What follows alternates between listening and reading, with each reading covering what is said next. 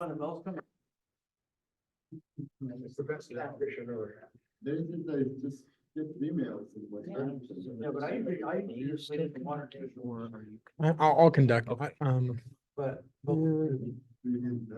was gonna see, he's gonna say something about me. Because I would Better than work on that the whole night. Yeah, no, you're fine. You'd have figured it out. Everybody said you're afraid you're not gonna fight it, and I said, "So we'll fight." You find out what it is, then. They'll fight about anything. Testing. Looks like we got volume, so I think we're good to go. Okay. Did everybody get a ticket? A raffle ticket? Yeah. Oh, Dell just got here. Good, Dell. Actually, Dell, I was gonna try to grab it before you sat down. I was gonna see if you'd come up and just say a little something about Lee, for people who may not have known him and, Charge of the and tickets. maybe just said a couple nice words about our friend who passed. So Lee was quite involved in things, he did quite a bit for the club and, that street meeting and that sort of thing. And he's the one that got me started in Rocky Mountain Ranger. Still Lou's a good friend after that long a time. And, I just got a text that my friend Reb Oxley is, in St. Mark's Hospital. Cancer lymph nodes, and there's not much they can do, just gonna try to make him comfortable before he passes, so. I'm having kind of a tough time tonight, so if I don't stay long, you know why. Thanks, Lee.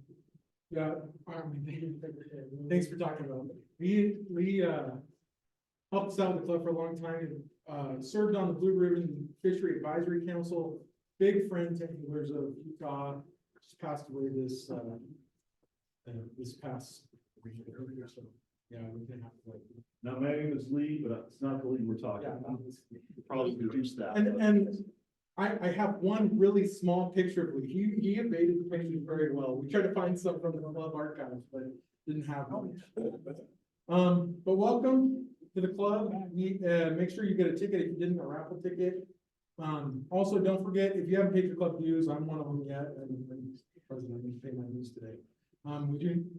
We will be able to take your club dues via Venmo. And then, also want to let you know, we are planning on having our calendar of events coming out. We're a little bit behind schedule. I'm actually meeting tomorrow with Shields, is the plan to meet with Pat and Cherie. She's the event coordinator here at Shields. They've been awesome. They just donated $1,000 for the year for our door prizes. So we use some of that to buy all the door prizes that we use in all these meetings throughout the year. And then they usually donate for some other things throughout the year. So great partners. Hope you guys are giving them some of your money when you gotta buy fishing gear. Also wanted to just mention, Kirk Bostic reached out to me about participating in not only the Shields, the Starvation Walleye Classic, but this year there's a new manager over Willard Bay. There's a new park manager, which is a good thing, trust me. We had some problems with the old park manager, so. And he is geared to go to work with our club to do some things and possibly do a one-day tournament, kind of like Starvation Classic, but just a one-day tournament to get it started at Willard Bay. So hoping to talk with Shields about that tomorrow. We'll let you know where we stand on that, but it's a lot easier for us to participate in that. Plus, it's only one day, so we don't have to pay for a place to sleep. So a lot more easy for a lot of us maybe to participate in that. I think it'd be really fun to help put that on. And then we'll also, I was also hoping, since he's geared up to kind of do some new things, maybe we can partner with him and do our conservation project at Willard Bay this year. Maybe we'll do something like helping with the walleye spawn, or I don't know, some improvement project or something like that too. So just kind of want to keep you up to date with what we're looking at. And then after I meet with Shields, we'll meet as a board, set some tentative plans for the year and some events, hopefully some interclub tournaments this year. Should be some good fun coming up this year. Want to thank all my board members for helping me this past month. I've been swamped and just getting things ready. And today we're going to have Braiden, Vice President of Rocky Mountain English, is going to share some on jungle angling. So a little bit different pace, makes us shake off the cold a little bit. And he's going to talk about, I think, the trip to Columbia, right? Yep. Yeah, Columbia. I get mixed up because a lot of guys are on the Columbia and he went to Columbia. So I'll turn the time over to you, man. Thanks. Okay. I'm gonna come this way, actually, so I can make sure this is working. Okay, thank you. So yeah, I thought I'd mix it up for the club and spice things up, something a little different since we are a multi-species club.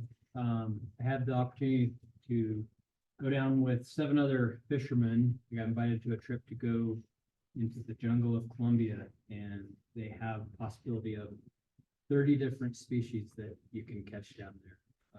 We had a guy that's actually a published fly fisherman that caught 7 species in his first day.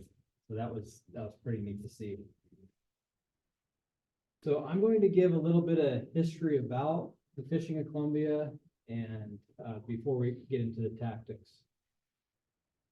So history of fishing in South Colombia dates back to thousands of years, with indigenous peoples like the Muisca and Tariona tribes relying on fishing as a primary food source.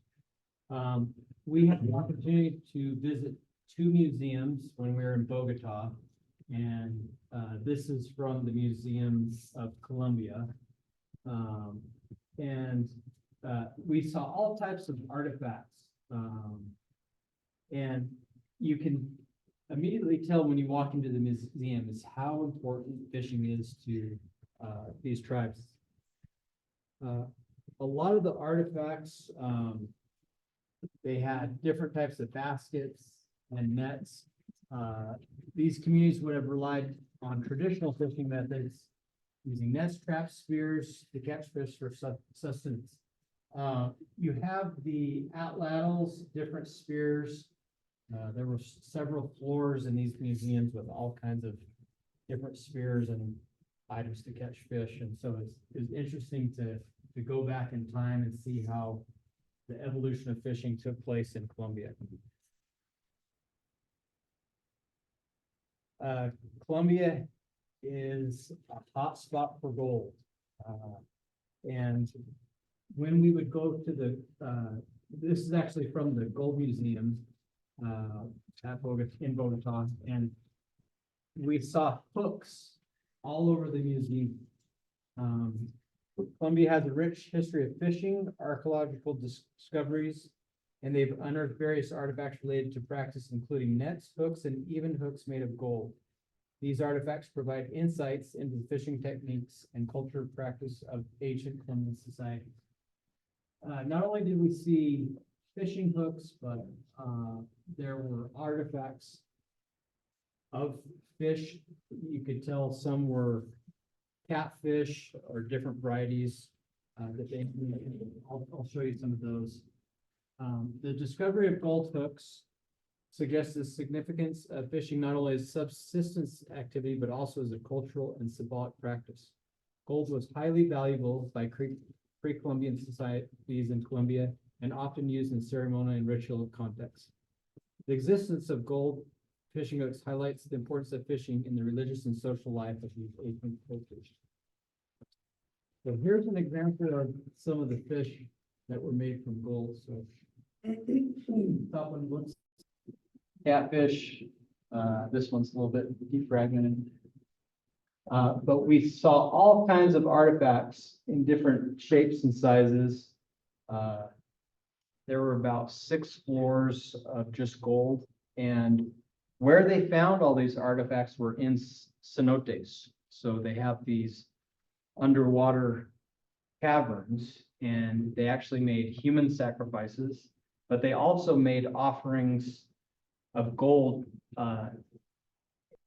to help with prosperity. And so once they discovered some of the artifacts, they found troves and troves of treasure. We walked into this one room, and it was probably about as big as the room that we have in here.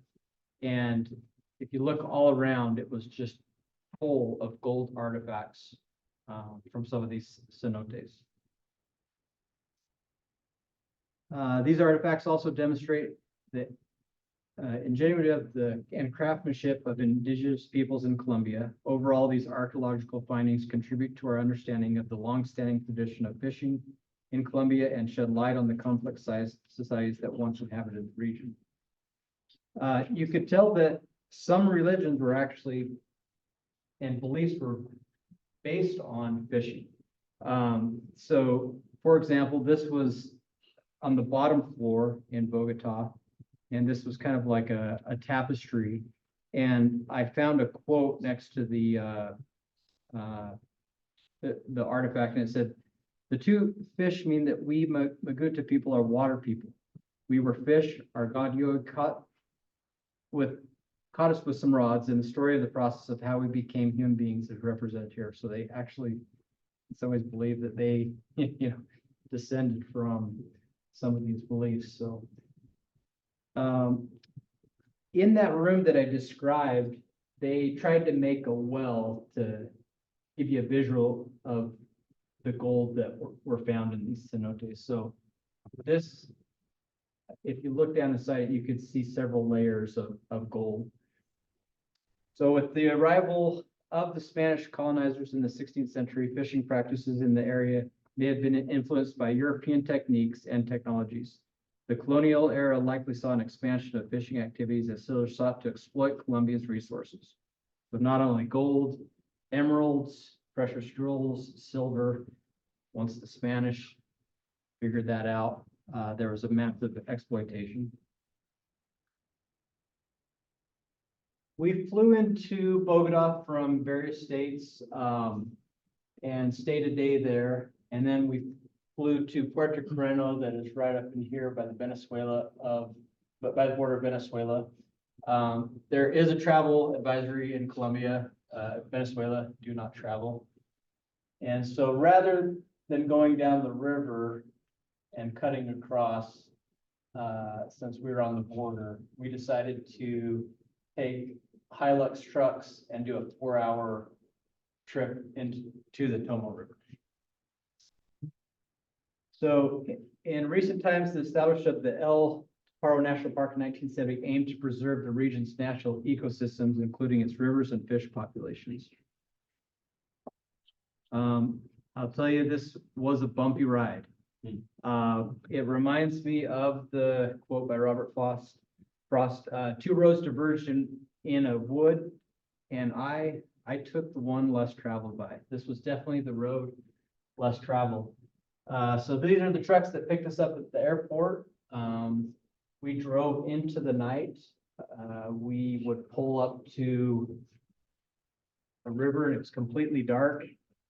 Shine a flashlight, and there was a family that lived in kind of like a shack. There wasn't much to it. And then from a far distance, you would see a light and it'd get brighter and brighter. And then this barge would pull up, and we had 4 vehicles, and we pulled up on the barge.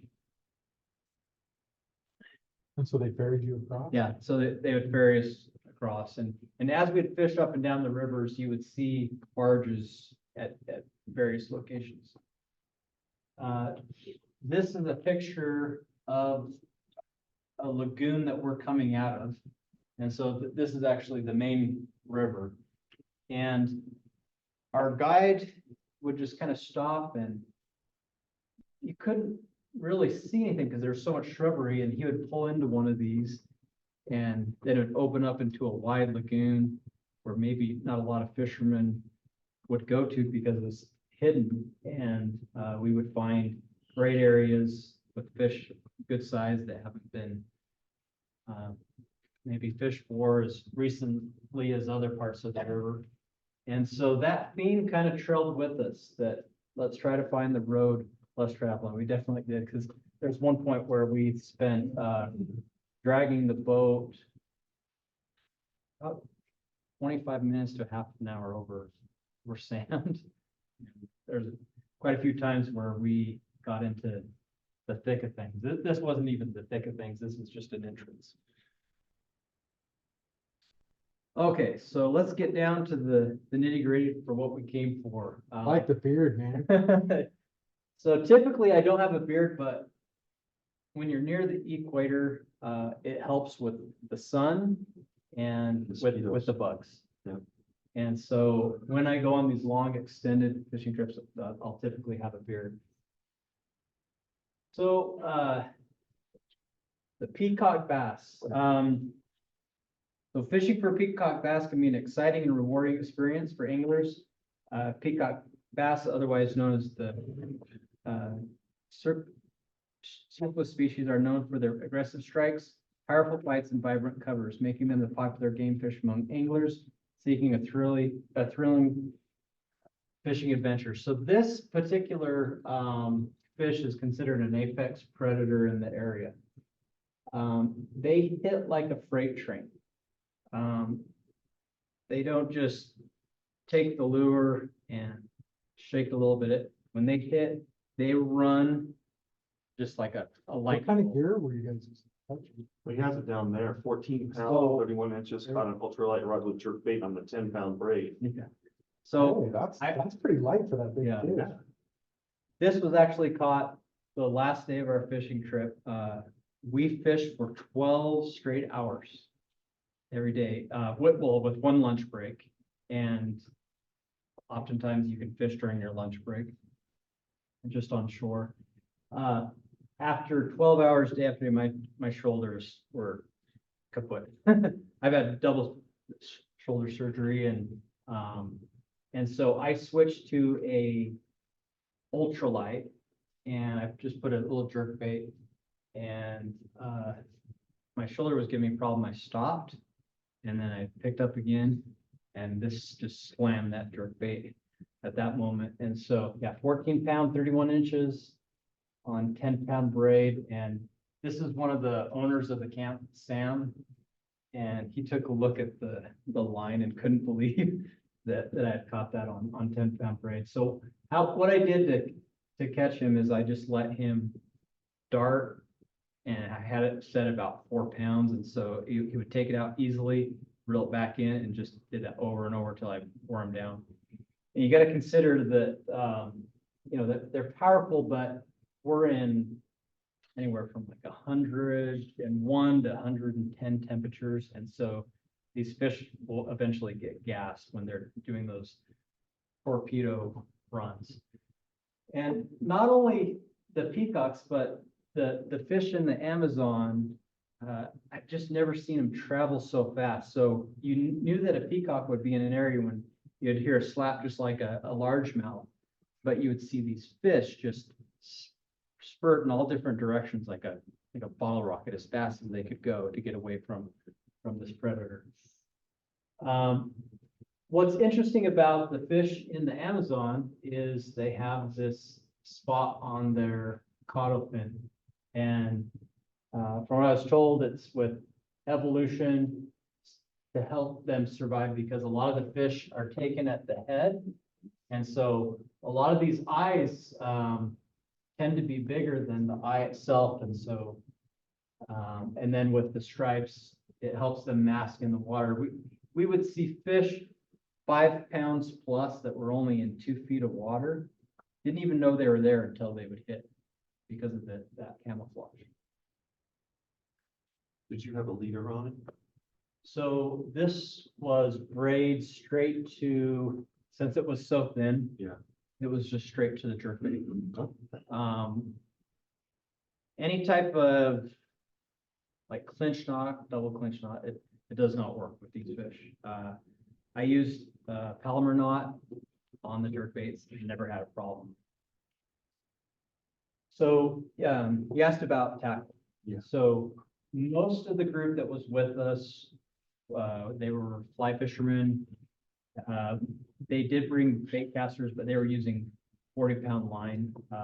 With my bait caster, I did use a 40-pound test.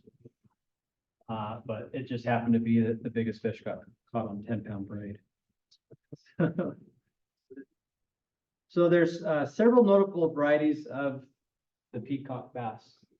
When we got there, I started seeing people catch gray ones and yellow ones. And once I started catching them, started figuring things out, I thought these were different types of fish. But in fact, it's just the grades. So the grade 1 and 2 more juvenile fish. Once they get into where they can mate, then they'll turn yellow. So it's kind of a signal to the female, they're gray, you know. When you say grade, is that the year or just Um, the stages in their life? Kind of I don't know what years that corresponds to, but, just kind of the grades that you'll see in the river. So these 4 are the Temensis. And, you know, it says very common to catch fish over 20 inches reaching weights of 10 pounds. So that was very common, but there were people in our group that caught in the 20-pound range. The royal peacock, they're more colorful. You'll see a lot more green tones. I'll show you some pictures of those. And a lot of them will have this little sound wave pattern that runs along their body. You'll also see hybrids between these two. I had some that had several spots and then a radio wave, where C is, they would call them the Mariposa, the butterflies, and it would have the large oscillated spot. We were able to keep some of these and eat these. The reason why is these don't get very big. And so they wanted us to try the fish, and so they would allow us to keep some of these, but we were not allowed to keep any of the Mensis.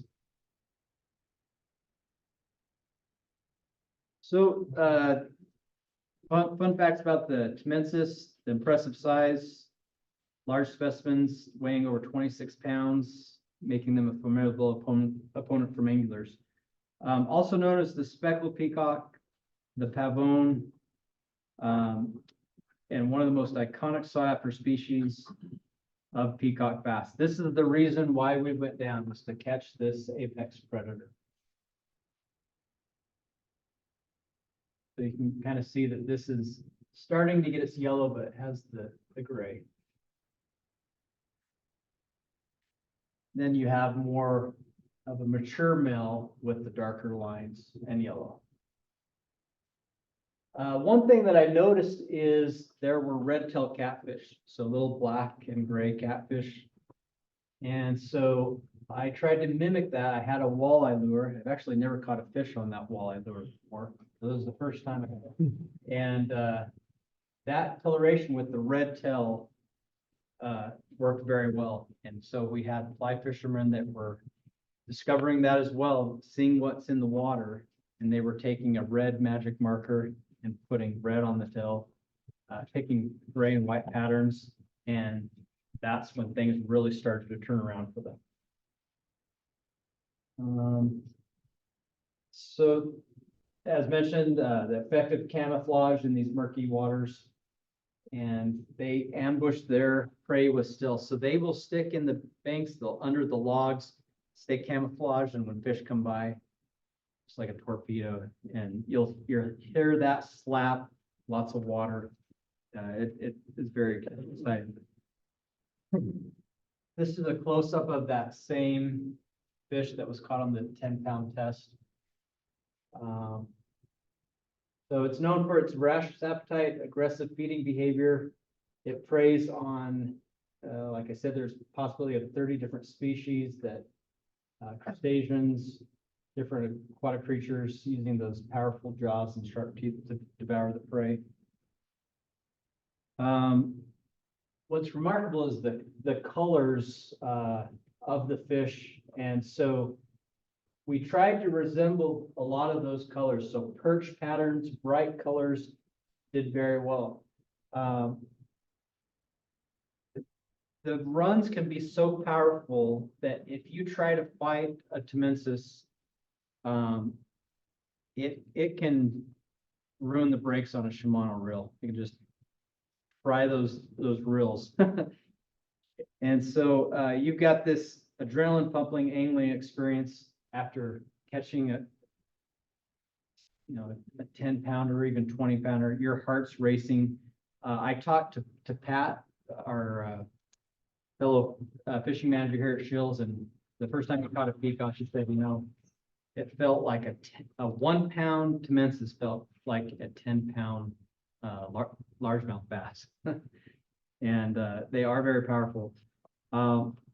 So it's a thrilling challenge for even the most experienced angler. And just to give you an idea of some of the gentlemen that went down with us, we had a gentleman that ran a TV show for 20 years, world traveler, fly fishing authors, you know, people that have traveled all over the world, but one of their most favorite, exciting angling experiences is in the Amazon, by far.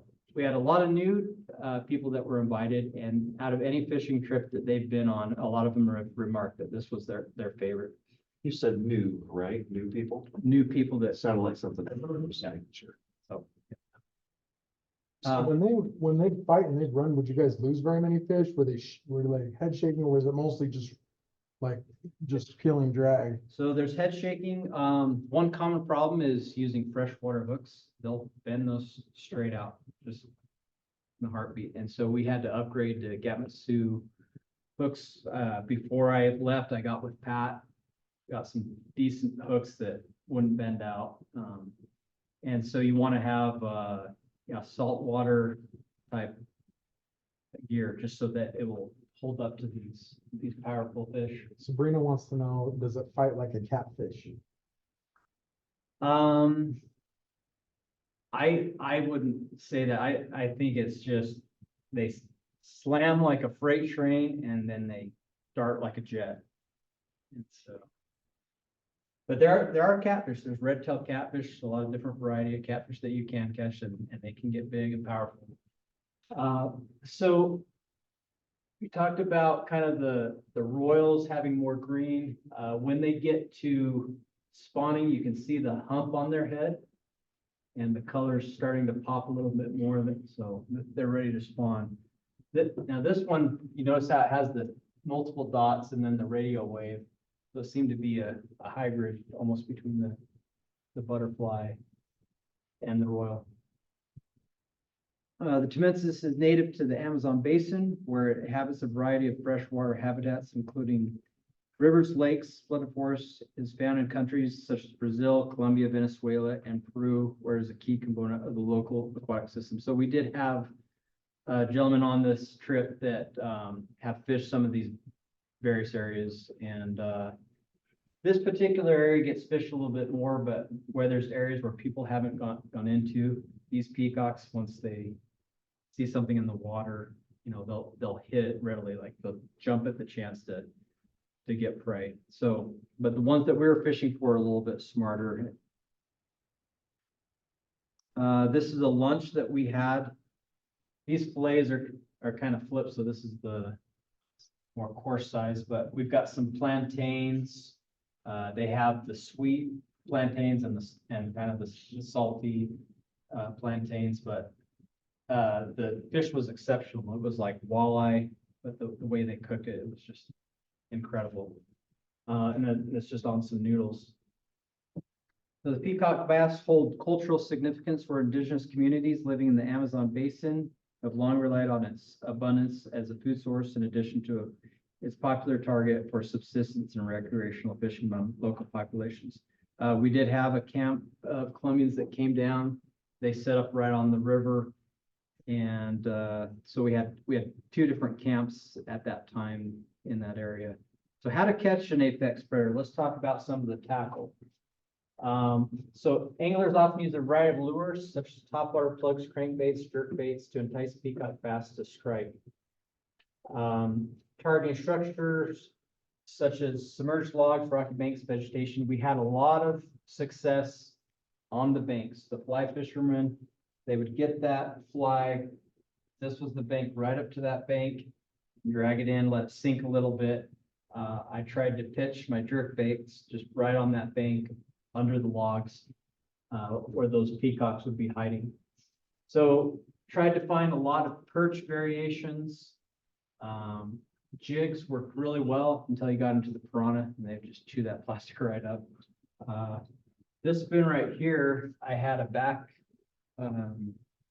lash on my reel, and I was putting it together, and this spoon was just dangling over the side, and I had a peacock bass just slam it right up. And so they said, yeah, you got to kind of put your reel in because a lot of people have been known to where it'll take the bait and they don't have a rod or reel.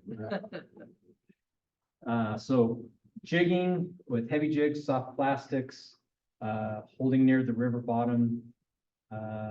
One of the gentlemen, he actually just kind of drug a fly really slowly, and that's how he caught his 20-pound peacock. It's right off the bottom of the fly. Fly fishing, so same color variations. A lot of these people that went with us, they're very good at fly tying, so you can see the intricate patterns that they did. So it's not just exciting catching the fish, but also taking all the time to create flies and seeing what works.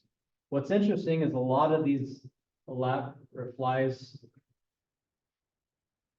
may not have been the best fly. That we have the gray and the black with the red tail that did extremely well. I had a gentleman on my boat that had a 10-car rod that he wanted to try out, and he used just a small fly and he caught 10 in a row, and then the 10-car rod snapped. So 10-car, it looks like a fly rod that extends, it's telescopic, and then the line comes through the top and you're high sticking. So he would pitch it by the bank and drag it in, and it did extremely well. But the particular rod that he was using, the Rodzilla, wasn't built for the Amazon. It shattered, but it was interesting to try different techniques in addition to the jerk baits. The owners actually used wood choppers, so the log wooden plugs with the metal propeller, and they were extremely aggressive, and that noise just drives the big peacocks crazy. You may not catch as many, but when you do catch one, they're typically big and put up a good fight. So while I was fishing, I caught this fish, and you notice there's chunks. And on its cheek, pulled back, it's missing, it was bleeding. So I was fishing, and I thought I got it stuck because we're fishing in an area with volcanic rock. But what happened is piranha actually attacked it, and it was kind of vibrating, and then I pulled it in, and this is what was left. Well, can't really catch and release this fish, it's gonna die. So I Did you decided, mostly catch and release? we mostly did catch and release, just to kind of preserve the fishing area. They let us keep some of the small butterflies, but it's not somewhere like Alaska where we could pack fish and take it home. Plus, you're in 100-degree weather with humidity, and you'd have to have some serious coolers. So I decided to take revenge. I thought, well, this fish is gone. It's bleeding. A third of it's been eaten, and so I cut it up, and I decided to get revenge and start catch some piranha. And it was so successful that we caught the mother, the brother, the sisters, and the whole family, and made some piranha soup for breakfast the next morning. Piranha was yeah, there's 3 different piranha that we were fishing for, but yeah, that's a piranha. And there's some piranha that you can go to on YouTube. There's one that's a giant piranha that is 50 pounds. Oh, jeez, and you were waiting in that? So I tell you, the piranha soup is some of the, or not just the piranha soup, but the piranha in general was one of the best fish I've had. So Were they fleshy? Were they bony? Like what's the fillet like? they're like a bluegill on cocaine. Okay, So if you like pan fishing, cocaine fish, huh? yeah, Okay. that's the way to go. They've got razors, sharp teeth, they fight really well. And so we were had the opportunity to be in the untamed jungle. This was actually These are all your pictures, Yeah. right? Like, this is like it's out of a pamphlet. except for This is maybe like crazy. one of the fly box pictures that was from a friend, but yeah, Great pictures. these are all my pictures. We found this old lagoon, and in the lagoon, there was a boat. We asked the guide, and that had been there before he had been even guiding, so for, several decades. But it was neat to just see little artifacts on the river. One of our friends caught a fly. He was fly fishing and caught a ray. So there's discus orbis rays and different smaller rays. What did you call that? Great. Rays, yeah. There's different variations of rays. Yeah. And then the iguana, when we were in the piranha hole, I actually caught this snapping turtle. I wasn't expecting that, but it kind of felt like a log. And then it started shaking and slowly got it up, and it was hooked. And so I didn't obviously want to keep it, but I needed to take the hook out, and it was hissing, and Yeah, I bet he wasn't. yeah, I had to hold it like this, but it was still flapping its legs, and they've got really sharp claws and plus the mouth. So that was a little interesting to get that hook out without getting injured. Caiman, they were everywhere. This is a smaller one, but they're in the alligator rid family. And so similar to alligator, we did see some that got up to 10 feet. But when we were camping, they were right in the river, probably about 20 feet from our tents. And if you shined a flashlight, you could see their eyes. And you could hear them in your tent breathing like through their nostrils. So it's a little eerie feeling. So one of the themes that I wanted to talk about is that the jungle is a lot like life. There's a lot of risks. And so I wanted to challenge the group that, let's take this enchanted territories metaphorically and embrace the challenges outside of our comfort zones. And so here's some of the challenges that I'd like us to think about. This was definitely a challenge for me. I had no idea about Colombia. I've never been south of Mexico. And, there's a lot of Hollywood about the dangers of Colombia. And my wife and I had a meeting, like, here's the backup plan if I don't come home. And so this was a little bit out of my comfort zone, but it was a very rewarding experience in the end. And so here's some challenges that I came up with. Explore a new fishing location that you've never tried before. Experiment with the fishing technique you're unfamiliar with, such as fly fishing or trolling. Target a species of fish that you've never caught before. There's so many species that were down there, and it's very rewarding to figure out how to catch this fish. Maybe it's by topwater. So the arowana, it's more mythical fish that are down there. They're harder to catch, but it's very rewarding when you can figure out how to catch and target a specific fish. Fish in adverse weather conditions to test your skills and adaptability, and then join a fishing competition or tournament to challenge yourself against other anglers. Face your fears and overcome. Promote conservation and sportsmanship. Go on a multi-day fishing expedition in a remote or wilderness area. Janine and I and Jerry, my dad, had the opportunity to go up to Canada.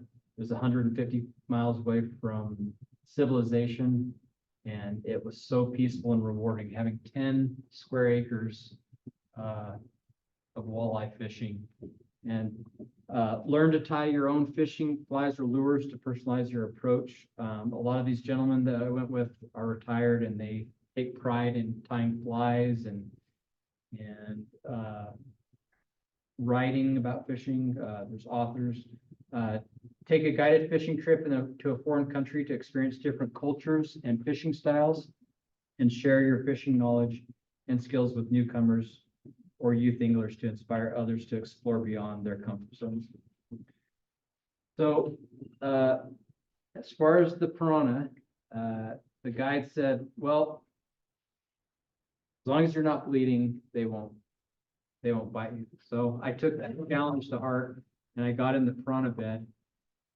And caught piranha, and, you see fear on my face? No, I was having a great time overcoming the challenges of the jungle. And all of a sudden you lick Yeah. yourself. The hook, And so, oh man. but, anyway, so turn the time over to questions. Yeah, thanks, Brady. Think you have questions?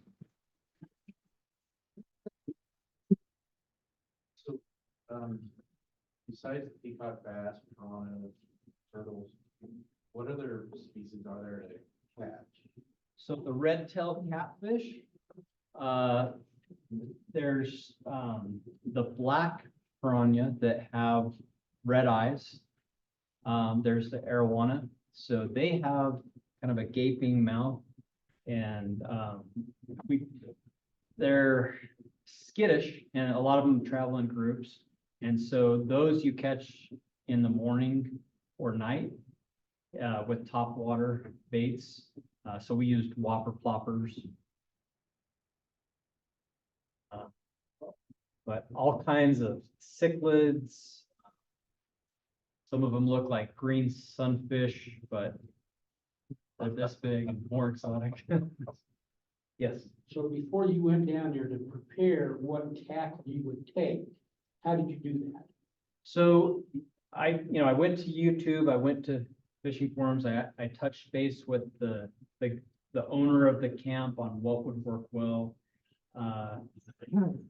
I did use a lot of perch patterns, like I showed they did extremely well, bright colors, but honestly, I tried just about everything I could in my tackle box. I had some trout spinners and some jigs. I actually caught fish on trout spinners, so. They can't have your own. No, I You didn't. didn't create anything. Did you rent rods Yeah. or you traveled with your rods? So, we all traveled with our rods. You could rent rods for about $100 a week, but, I traveled with telescopic rods. So bait casting and spinning, and then a lot of them would, travel with 2 fly rods and a bait caster, having a line, like a sinking line, full sink, different variations for the fly fishermen. Did you have any scary moments while you were there? Definitely. So when we first got there, you're not used to the caiman. And so when you first are at your tent, you see it in the water, that's kind of eerie, right? But when we were fishing, we would see, 10-foot caiman come right by our boat. There were very unusual sounds of birds, but one of the interesting sounds was a howler monkey. And so that was interesting. We did go on beaches. There were caiman tracks. There were panther tracks. We found a panther with a young baby's tracks. And they're relatively fresh. I have photos of those. Anaconda, some of the people saw anaconda. So yeah, a lot of dangerous critters. From time and country, how long was the stay, the trip there? So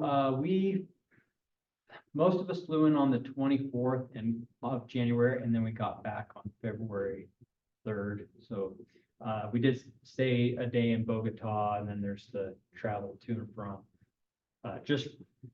So you've got it. We went from Bogota to Puerto Creno, then a 4-hour trip, and then you have to go up river to the camp and do that in reverse. And to piggyback off of that, the camping gear and stuff, was that provided for you there for anybody? There are quite a few different camps that they have down there. There's some that are, I wouldn't say luxurious, but on the higher end that could run 7,000 to 9,000 a trip, and that's not including airfare. There's ones that are around 4,000. Fortunately, we got it with a camp that we've got contacts with, and it was 2,600 per person, and then you've got your airfare. And that was extremely reasonable. You mentioned tents and stuff, so is that the type of lodgings that you were staying in? Yeah, so we were in tents that you each get a tent and then it has a cot and a little shelf. There's someone that does laundry. They don't have laundry machines, so they're hand washing it, drying. There's someone that's, Were you just like sweating all the time, all Yeah. night? Oh, you, man. you take a shower and you feel like you need to take a shower again, so. No wonder you didn't mind being in the piranha. Sit in the front of the Cool. So, but, and then we had, cooks, they would make a lunch for us. Sometimes the guides would cook, fish for us. So, yeah, breakfast, lunch, dinner was provided. All you could like eat, drink, they did have alcohol, but no one, there was one person in our group that drank alcohol, but they did have like beer.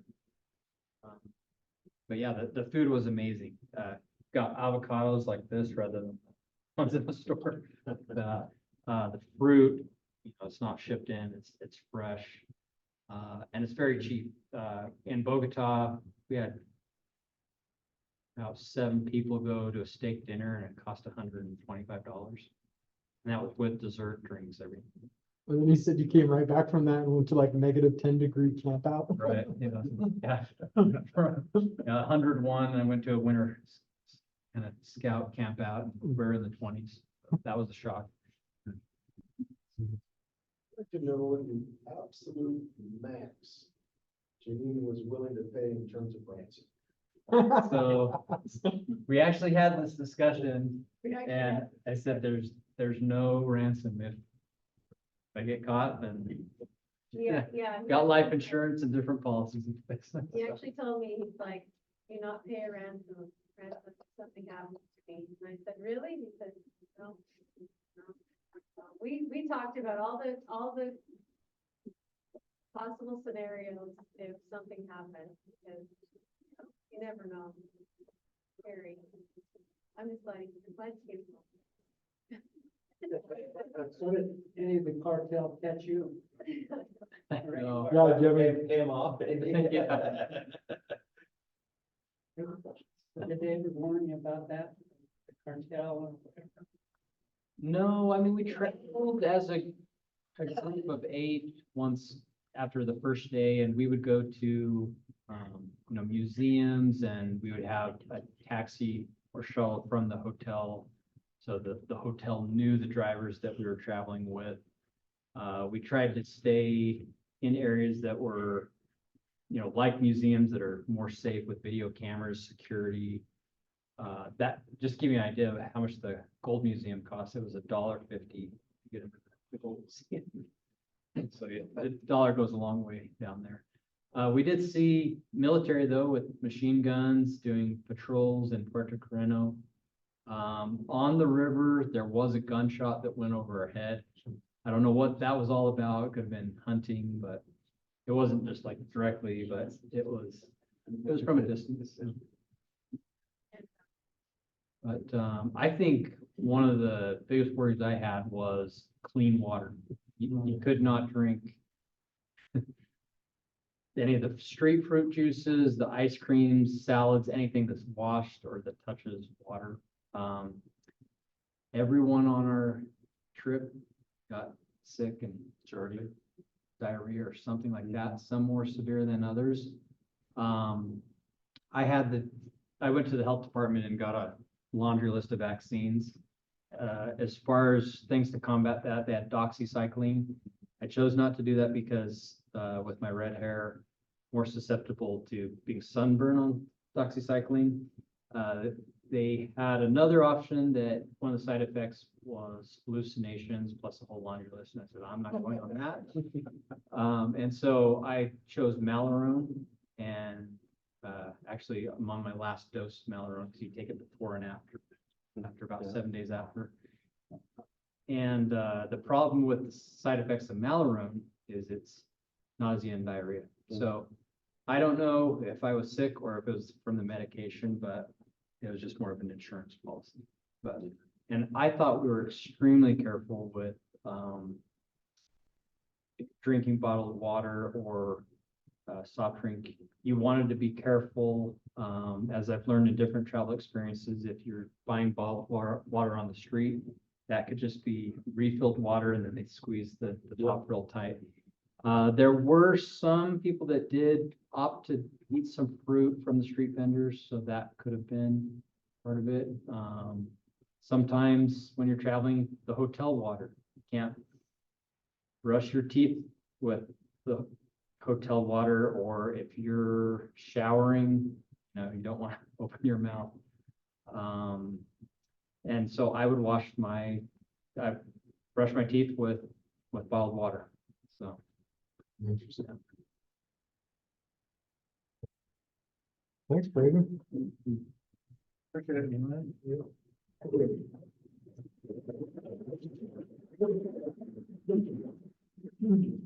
Okay. Well, door prize time, there was actually a lot of crawler harnesses on sale. Cause they have, these are actually the ones that I was looking for and I couldn't buy them even full price here for a long time, but then they got them in and they're on sale. So we've got a bunch of those and some different things. So I think we got enough for everybody almost to get one. Yeah, Dave. So next month, we're planning on doing the raffle. Tentatively, I have to talk with Shields because I kind of want to coordinate with them and see what they're willing to give us, but that's the plan. And do we still want to have people bring anything that they want to donate? Yeah, we will send out an email. If you have old fishing gear, like maybe you have a whole bunch of plastics and you decide you don't like those or you don't fish for that kind of fish or whatever.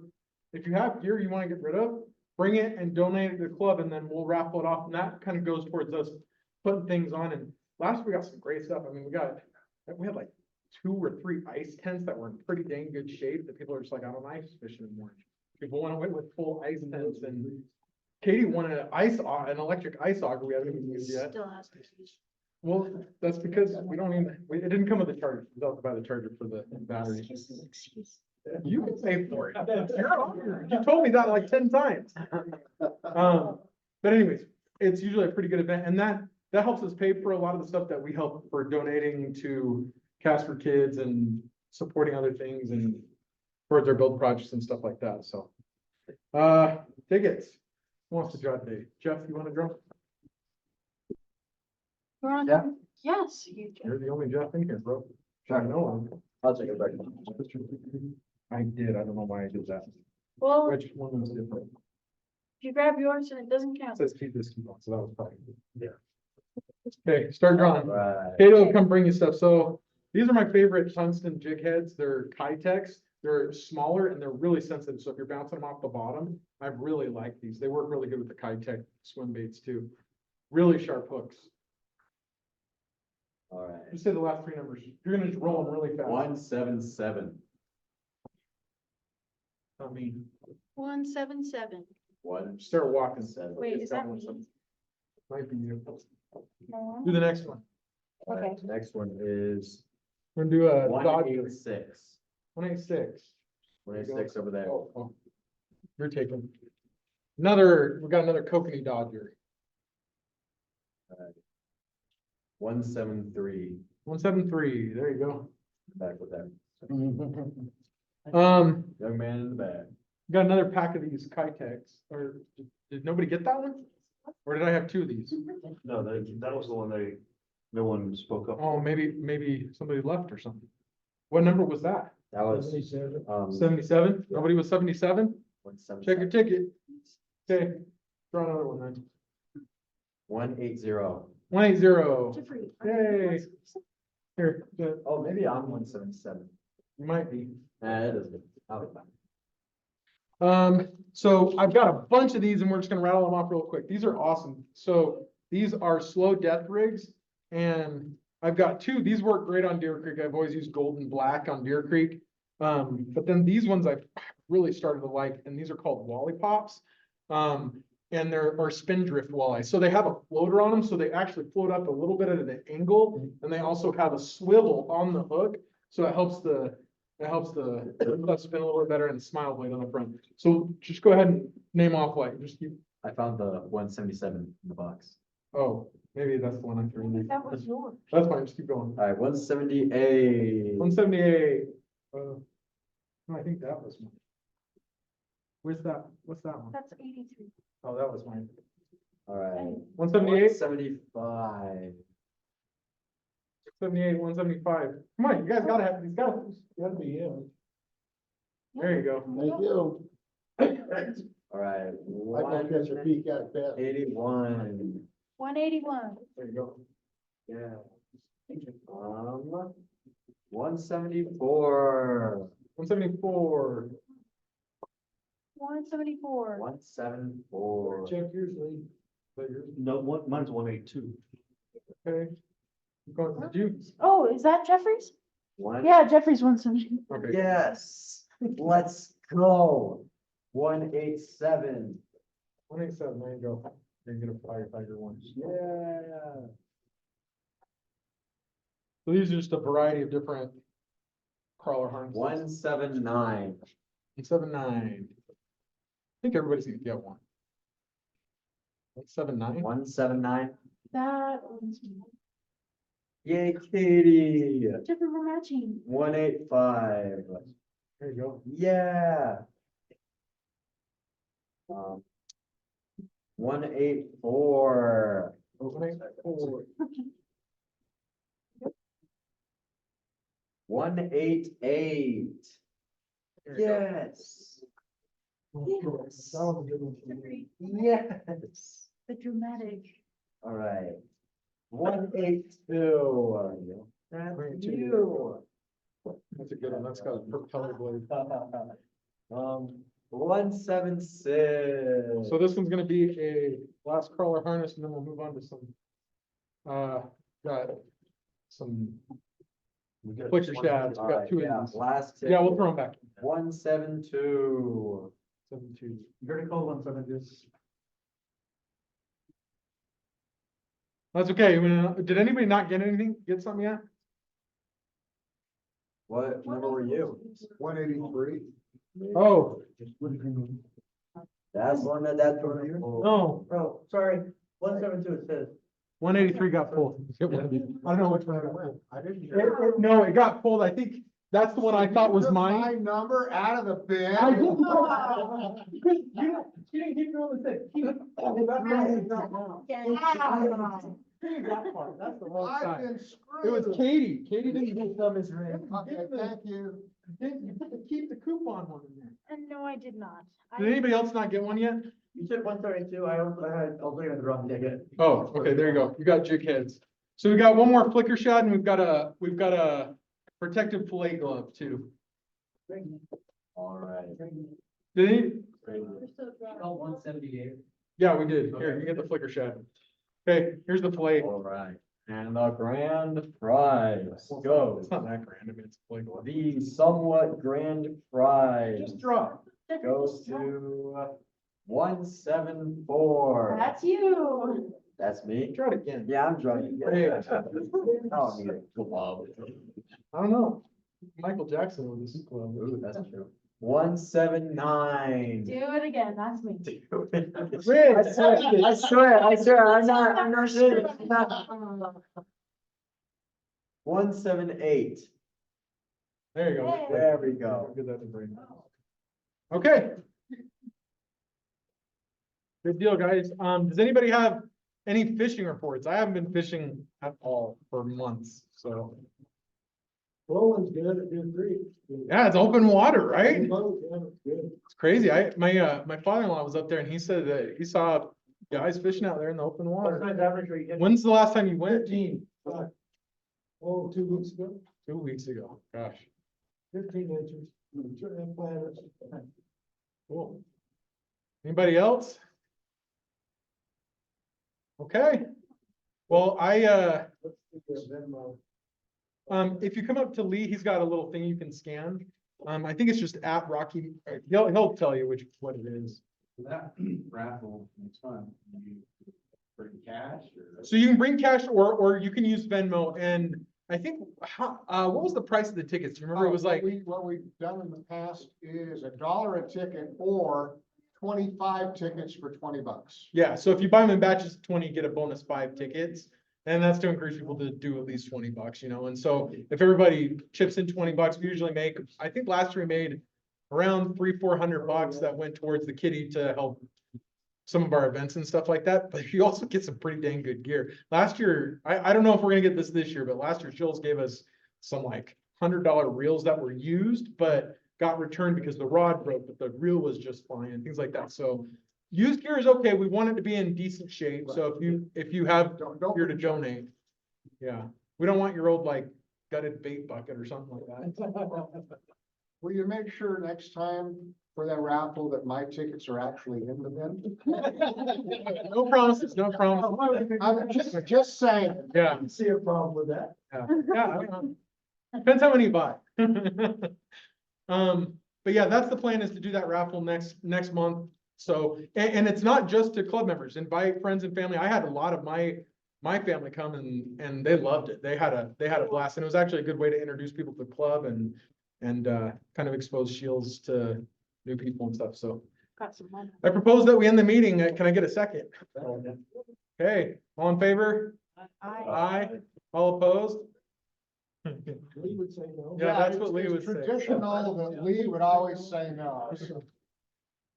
Okay, thanks, everybody. Yeah, so I need to make sure. That's one way. Oh, yeah, Skip. Skip, make sure you get reimbursed for the flowers today. I forgot to tell you guys that too. The club did donate a nice bouquet of flowers to Lee's funeral as well. Get the chat stuff, they sent out. You might have. I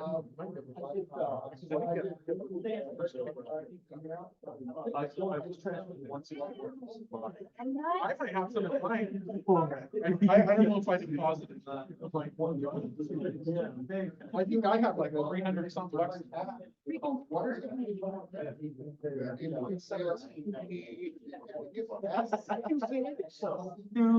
Imagine. Can we send a WhatsApp invitation to him? No, there we go. Yeah. So you have to add the application to your phone. Yeah, it's like a Dad, what chat did you win? But I think you can email.